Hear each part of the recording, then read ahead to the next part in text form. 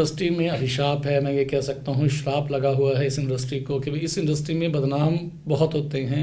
देखिए 140 करोड़ की आबादी है हिंदुस्तान की। यदि 140 करोड़ की आबादी में से मेरे अकॉर्डिंग तो 70 करोड़ भी चले जाएं तब भी हिंदुस्तान में कोई फ़र्क नहीं पड़ेगा और हिंदुस्तान एक बहुत बड़ी तरक्की के लेवल पे आ जाएगा। और जो एजेंट्स हैं वो फंस जाते हैं। कारण क्या है कि कुछ लालच लोगों को होता है, कुछ लालच एजेंट्स को होता है। कुछ ऐसी यूनिवर्सिटी कॉलेजेस या ऐसी कंट्रियों में वो काम करना शुरू कर देते हैं जहाँ पे कल को अगर यदि किसी प्रकार का कोई भी मिसहैपनिंग हो जाती है, वहाँ पे काम नहीं होता, तो जो भी एजेंट है इवन वो अपना पैसा फॉरेन में फंसा चुका होता है। तो जितने भी फीस आफ्टर वीज़ा आप स्लोगन देखते हैं, जितने भी आप फीस आफ्टर वीज़ा के बोर्ड देखते हैं, आप कभी भी जाके उनसे कंसल्ट कीजिए। वो आपका 25 से 30, 40, 50% तक एक्स्ट्रा पेमेंट लेते हैं।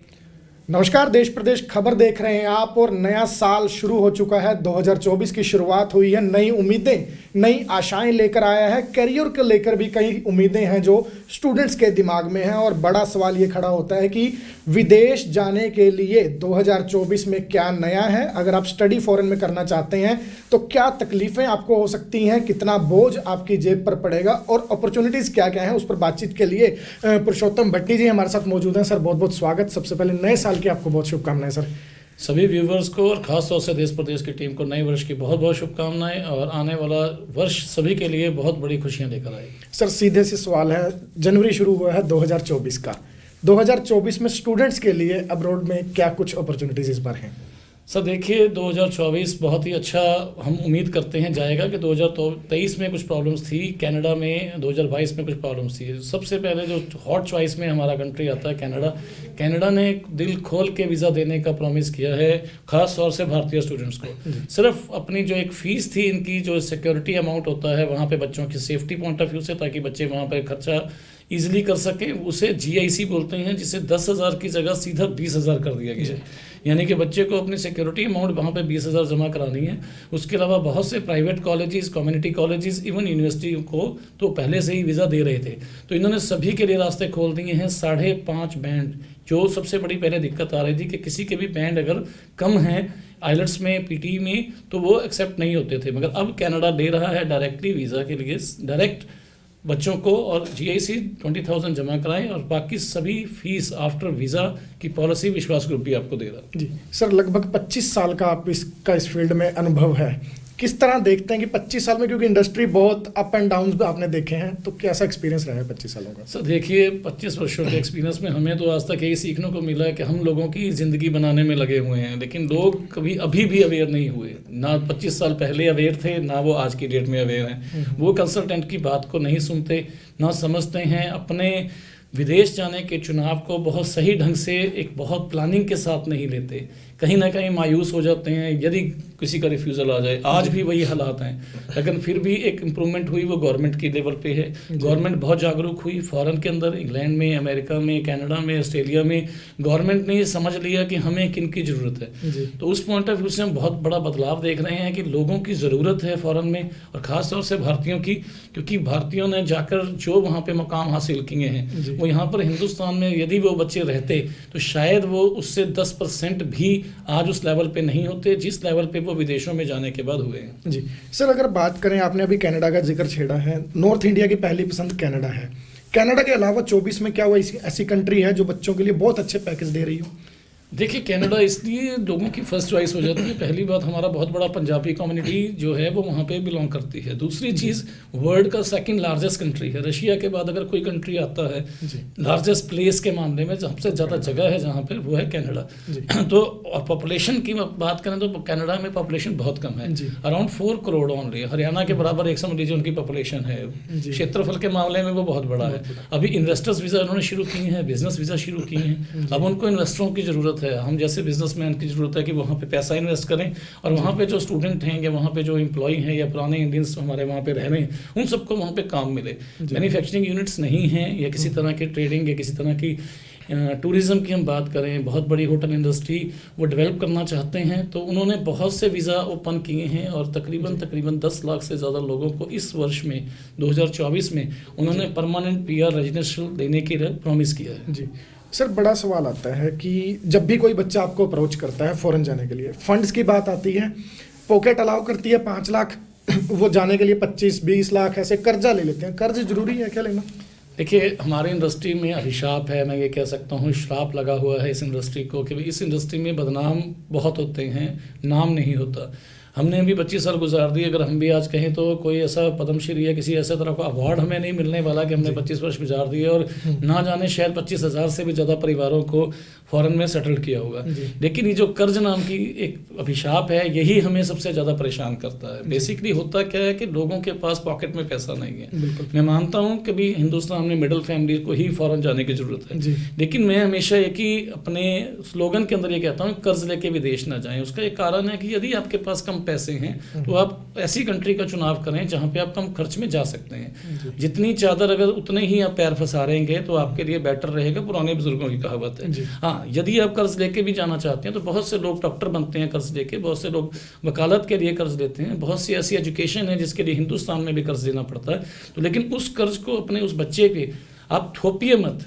कर्ज का मतलब है एक इन्वेस्टमेंट आपने उस बच्चे पे की है, तो it will be take time to be remove. उसमें इंस्टॉलमेंट के तौर पे आप पैसा तो ले सकते हैं, नहीं कि आप उसको ये सोचिए कि सारा पैसा बच्चा 1 साल में 2 साल में जाके उतार देगा, जो इम्पॉसिबल है। नई लाइफ, नया सेटअप, नई लोगों के साथ बच्चे ने जीना है वहाँ पर, तो उसको टाइम लगेगा। सर, जिस तरह के इस समय कंट्री में हालात हैं, अगर हम रोजगार की बात करें या फिर स्टार्टअप्स की बात करें, तो विदेश जाना ही क्या एक ऑप्शन बचा है? ज़रूरी है क्या हर बच्चे के लिए कि विदेश जाए? सर देखिए, मैं सभी सोशल मीडिया वालों से भी और ख़ास तौर से मीडिया से ये अपील करना चाहूँगा कि पिछले काफ़ी दिनों से मैं ये देख रहा हूँ कि पंजाब में और ख़ास तौर से हरियाणा के आसपास के एरिया में सोशल मीडिया में जो विदेशों में बच्चे जा रहे हैं उनके बारे में नेगेटिविटी बहुत आ रही है कि वो विदेश जा रहे हैं तो पता नहीं ना जाने दुनिया के कौन सा गुनाह कर रहे हैं। देखिए, 140 करोड़ की आबादी है हिंदुस्तान की। यदि 140 करोड़ की आबादी में से मेरे अकॉर्डिंग तो 70 करोड़ भी चले जाएँ तब भी हिंदुस्तान में कोई फ़र्क नहीं पड़ेगा और हिंदुस्तान एक बहुत बड़ी तरक्की के लेवल पे आ जाएगा और लोगों को फॉरेन में हमारी ज़रूरत है। दूसरी चीज़, वहाँ की जो करेंसी वैल्यू और जो लिविंग स्टैंडर्ड और लाइफस्टाइल जो वहाँ का है, उसको अगर आप कंपेयर करके देखेंगे, जो भी लोग फॉरेन गए हैं वो इन चीज़ों को समझ सकते हैं कि उन्होंने वहाँ जाके कितनी तरक्की की। सर, एक चीज़ मेरे ध्यान में आ रही है कि जहाँ पर आपका ऑफिस है, अगर हम कहें तो बाढ़ सी आ गई है आप लोगों की इंडस्ट्री में। हर कोई कह रहा है कि पेमेंट आफ्टर वीज़ा, पहुंचने के बाद पेमेंट। सही और गलत एजेंट की पहचान किस तरह करें कि हाँ, मैंने अगर अपना बच्चा भेजना है तो मैं किस तरह से चुनाव करूंगा कि 100 मार्केट में ऑफिसेस खुले हुए हैं कि सही कौन सा है? सर देखिए, सबसे पहले तो आपकी सेटिस्फेक्शन है, आप फेथ किस पे करते हैं। विश्वास मेरी कंपनी का नाम है, इसलिए मैं विश्वास पे ही कायम रहना चाहता हूँ। हम 25 वर्षों से अम्बाला में ही इस कार्य को कर रहे हैं। हमने अपनी ब्रांचेस नहीं बनाई, हमने कहीं बहुत ज़्यादा ऑफिसेज नहीं खोले, यहीं से हमारा B2B का नेटवर्क है। बहुत से भाई हमारे साथ मिल के भी काम करते हैं। मगर मैं एक चीज़ जरूर कहना चाहता हूँ, बाद में दोष देने की बजाय पहले अवेयरनेस क्यों नहीं। आप जानिए कि जिस कंसल्टेंट के थ्रू आप जा रहे हैं उसका बैकग्राउंड क्या है, उसका ऑफिस कितना पुराना है, कितने पुराने ऑफिस में वो वर्क कर रहा है, बिल्डिंग उसकी अपनी है, किराए की है, उसका घर बार कहाँ है। क्योंकि आप एक बहुत बड़ी इन्वेस्टमेंट के साथ अपनी लाइफ को दांव पे लगा रहे हैं, अपनी लाइफ को आप उसके हवाले कर रहे हैं। क्योंकि कल को अगर किसी तरह की कोई मिस हैपनिंग होती है, कई बार एजेंट नहीं करते, I will clearly telling you कि जो एजेंट्स हैं वो फंस जाते हैं। कारण क्या है कि कुछ लालच लोगों को होता है, कुछ लालच एजेंट्स को होता है। कुछ ऐसी यूनिवर्सिटी, कॉलेजेस या ऐसी कंट्रियों में वो काम करना शुरू कर देते हैं जहाँ पे कल को अगर यदि किसी प्रकार का कोई भी मिस हैपनिंग हो जाती है, वहाँ पे काम नहीं होता, तो जो भी एजेंट है इवन वो अपना पैसा फॉरेन में फंसा चुका होता है। तो ना तो उसके पास वो पैसा है, ना उसका बैकग्राउंड है, वो कल को पैसा कहाँ से वापस देगा। जो पैसे की वापसी नहीं दे सकता, यूनिवर्सिटियों कॉलेजेस में पेमेंट ट्रांसफर करवा देते हैं बच्चों की, तो वो कल को कंसल्टेंट किस प्रकार से अपने आप को जस्टिफाई करेगा। इन्वेस्टमेंट का बिजनेस है। और जो फीस आफ्टर वीज़ा की आप बात कर रहे हैं, देखिए वो एक फैसिलिटी है क्लाइंट की, क्योंकि क्लाइंट नहीं समझ रहा। आज की डेट में जो हमारा विदेश जाने वाला क्लाइंट है वो इस चीज़ का सवाल करता है कि मुझे रिस्क है कि मेरा पैसा कहीं डूब ना जाए। तो वो एजेंट को भी कहीं ना कहीं इंटरेस्ट पे पैसा उठाकर इन्वेस्टमेंट करनी पड़ती है, क्योंकि फॉरेन में तो पैसा भेजना ही पड़ेगा। बिल्कुल, आप किसी भी जरिए से भेजेंगे, मगर आपको एडमिशन के लिए, आपको सारे प्रोसेस के लिए आपको पैसा फॉरेन में भेजना पड़ेगा। तो वो इन्वेस्टर्स पैसा लगाएगा, इन्वेस्टर लगाएगा तो नेचुरली वो अपना इंटरेस्ट और प्रॉफिट रेशियो बढ़ाएगा, क्योंकि रिस्क भी उसका होगा। यदि वीज़ा नहीं लगा तो 10, 20, 50 हज़ार, 1 लाख का नुकसान भी होगा। तो जब नुकसान कवर करने के लिए आपको प्रॉफिट डबल करना पड़ता है। तो जितने भी फीस आफ्टर वीज़ा आप स्लोगन देखते हैं, जितने भी आप फीस आफ्टर वीज़ा के बोर्ड देखते हैं, आप कभी भी जाके उनसे कंसल्ट कीजिए। वो आपका 25 से 30, 40, 50% तक जी एक्स्ट्रा पेमेंट लेते हैं, क्योंकि यदि आपके पास पैसा है और यदि आप अपने कंसल्टेंट पे, अपने एजेंट पे अगर आप फेथ करते हैं तो आपका पैसा कहीं नहीं जाने वाला, और अपने पैसों की इन्वेस्टमेंट कीजिए, कम से कम खर्च में विदेश जाएं ताकि एक्स्ट्रा पैसे ना देने पड़े आपको। सर कुछ स्टूडेंट्स के मैंने केसेस देखे हैं कि आज उन्होंने आप लोगों को फाइल दी, विद इन 1 वीक वीज़ा आ जाता है। कई ऐसे हो जाते हैं बेचारों को 6-6 महीने वीज़ा नहीं आते, साल। ये वीज़ा की डिले जो है वो आप लोगों के एंड पे रहती है, या जिस कंट्री में वो अप्लाई कर रहे हैं वीज़ा डिले क्यों होता है? नहीं, आज मैं आपके माध्यम से वेरी क्लियर एक चीज़ बताना चाहूँगा सभी को कि हम लोग जो भी हैं, हम एक मीडियल पर्सन हैं, मिडल मतलब हम बीच में हैं, हम लोग जरिया हैं सिर्फ आपकी आवाज़ को फ़ौरन तक पहुंचाने का और फ़ौरन की टेक्नोलॉजी या फ़ौरन के सिस्टम को आप तक पहुंचाने का। जबकि रियलिटी में लोग हमें ही एम्बेसी समझ लेते हैं, हमें ही समझ लेते हैं कि हमारी कंसल्टेंसी टीम या हमारे जो भी स्टाफ मेंबर्स जो वादे या जो प्रोमिस करते हैं कि वो 100% हमारे हैं। ऐसा नहीं है, सभी चीज़ें गवर्नमेंट की पॉलिसीज़ पे डिपेंड करती हैं। आपको मैंने अभी कहा कि 140 करोड़ की आबादी का देश है हिंदुस्तान। अगर इंग्लैंड को, जैसे यूके का लास्ट 2023 के अंदर एक बहुत बड़ा स्कैम सा बनता जा रहा है, क्योंकि एप्लीकेशंस बहुत बड़ी है जी। एप्लीकेशन उनको 1000 चाहिए तो हम 10,000 भेज रहे हैं, और अगर उनको 10,000 चाहिए तो हम 1 लाख भेज रहे हैं। तो ऑटोमेटिकली हमें वेटिंग के अंदर बैठना पड़ेगा, इंतजार करना पड़ेगा, टाइम पीरियड लग सकता है जी। सर रिफ्यूज़ल बहुत बड़ा एक हम कह सकते हैं डर है इस लाइन में। रिफ्यूज़ल चाहे सिंगल हो या मल्टीपल हो, वो बच्चा अगर उसका ड्रीम है कि मैंने विदेश ही जाना है, तो उसके लिए क्या कोई रास्ता है? सर देखिए, पहले तो रिफ्यूज़ल एक बहुत बड़ा डर है, आपकी बात सच्ची है, लेकिन वो डर ही है, रियलिटी नहीं है।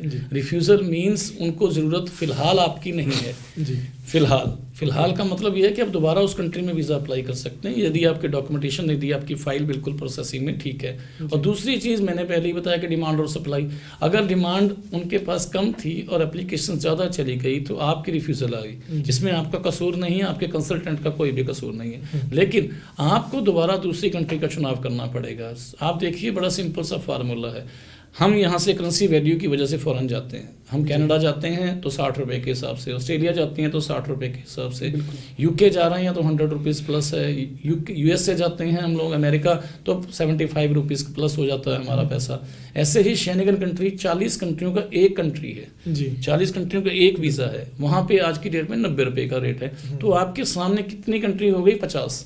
और हमारे चुनाव में क्या है? सिर्फ 3 या 4। तो इसी कन्फ्यूज़न की वजह से बच्चे मायूस हो जाते हैं, रुक जाते हैं, डर जाते हैं। गरीब बच्चों के लिए मैं कह सकता हूँ, छोटे परिवारों के लिए मैं कह सकता हूँ, सिंगापुर है, बहुत अच्छा कंट्री है, मलेशिया है, मॉरिशस है, साइप्रस है। ये कंट्री जो है ये 5-6 लाख रुपए के बजट में बच्चे चले जाते हैं और एवरेज 1 लाख 1.5 लाख रुपया आसानी से कमा सकते हैं। पहले साल में स्ट्रगल है, दूसरे तीसरे साल में उनकी सेटलमेंट होती चली जाती है।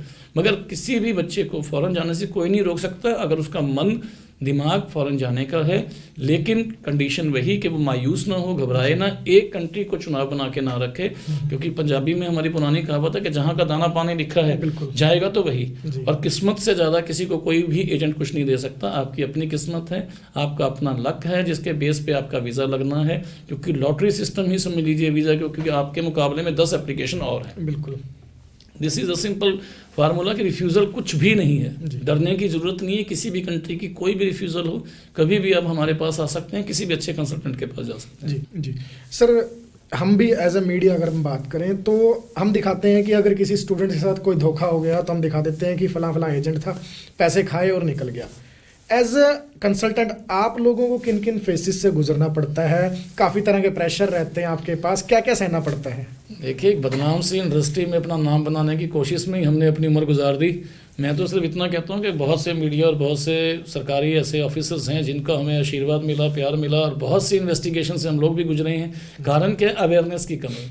लोगों में इतनी अवेयरनेस की कमी है कि लोग नहीं समझ रहे कि भी क्या हो रहा है और क्या नहीं। एम्बेसी की सारी प्रोसेसिंग सिस्टम को या जितने भी बदलाव चेंजेस आते हैं टाइम टू टाइम, उनका जिम्मेदार वो कंसल्टेंट को समझते हैं। प्रैक्टिकली क्या होता है कि जो पैसा फॉरेन में चला जाता है, जो वो पैसा हमें देते हैं या हमारे थ्रू या हमारे कहने के बाद वो अपनी कॉलेज, यूनिवर्सिटियों में या कंपनियों में ट्रांसफ़र करते हैं, उस पैसे के लिए वो सोचते हैं कि शायद वो पैसा हमारे पास है। जबकि मैं गारंटी के साथ कह सकता हूँ कि लोग क्या करते हैं, 10% 10% हर इंडस्ट्री में अच्छे और बुरे लोग हैं, मैं उन 10% की बात नहीं करता, मगर एवरेज 70, 80, 90% जो लोग हैं वो अपने कारोबार को, रोजी रोटी को कभी भी मजाक नहीं समझते, क्योंकि उनका सारा परिवार इसके ऊपर आधारित है।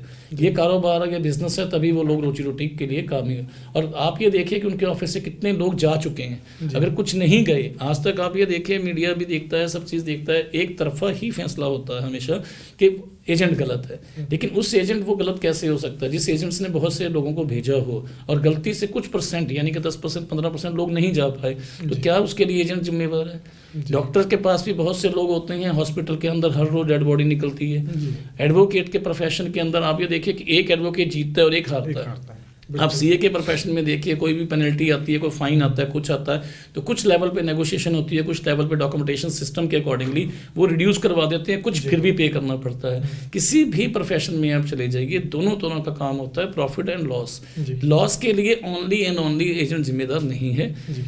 डिमांड और सप्लाई के बाद जब भी शिकायत होती है, कंप्लेंट होती है, तो 99% उन्हीं की होती है कि जिनका वीज़ा नहीं लगा।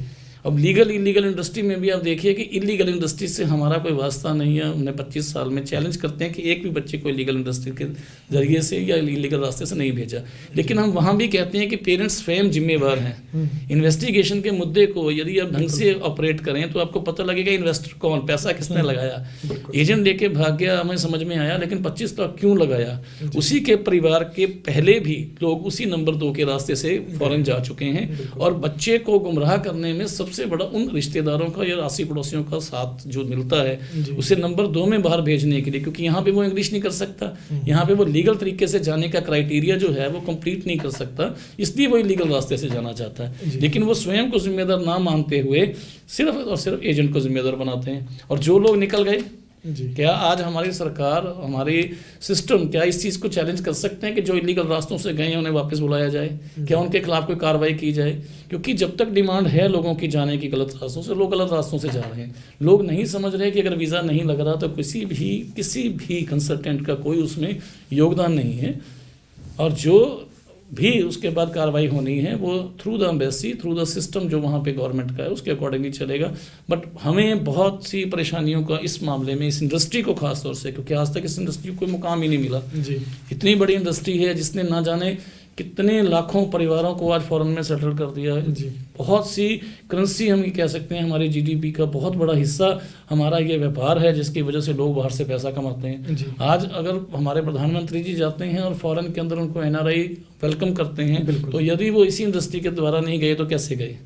सारा कुछ इस इंडस्ट्री के ऊपर बेस है, लेकिन इस इंडस्ट्री का कोई नाम नहीं है। हम बहुत खुश हुए जब हमें ये पता लगा कि हमारे हरियाणा में एक लाइसेंस प्रक्रिया का प्रारंभ होने जा रहा है। तो I am the one always support to the government कि भी किसी भी तरह की हमें अगर गवर्नमेंट से सपोर्ट मिलती है तो हम खुल के गवर्नमेंट के साथ मिलकर काम करना चाहते हैं, ताकि गवर्नमेंट को बेनिफिट मिले, लोगों की अवेयरनेस बढ़े और लोग अपने सही तरीके से विदेश जाकर अपने देश का नाम ऊंचा करें। जी, बहुत बहुत धन्यवाद सर। उम्मीद है कि काफ़ी लोगों के जो डाउट्स हैं वो क्लियर हो गए होंगे। फिर भी अगर आपके मन में विदेश जाने के लिए कोई भी डाउट है, कोई सवाल है, यूके, कनाडा, ऑस्ट्रेलिया, कोई भी कंट्री अगर आप जाना चाहते हैं, शेंगेन कंट्रीज़ हैं अगर जाना चाहते हैं, और कोई भी डाउट है तो स्क्रीन पर जो नीचे नंबर दिए गए हैं उसके ज़रिए आप विश्वास ग्रुप से, पुरुषोत्तम भट्टी जी से, इनकी टीम से संपर्क कर सकते हैं।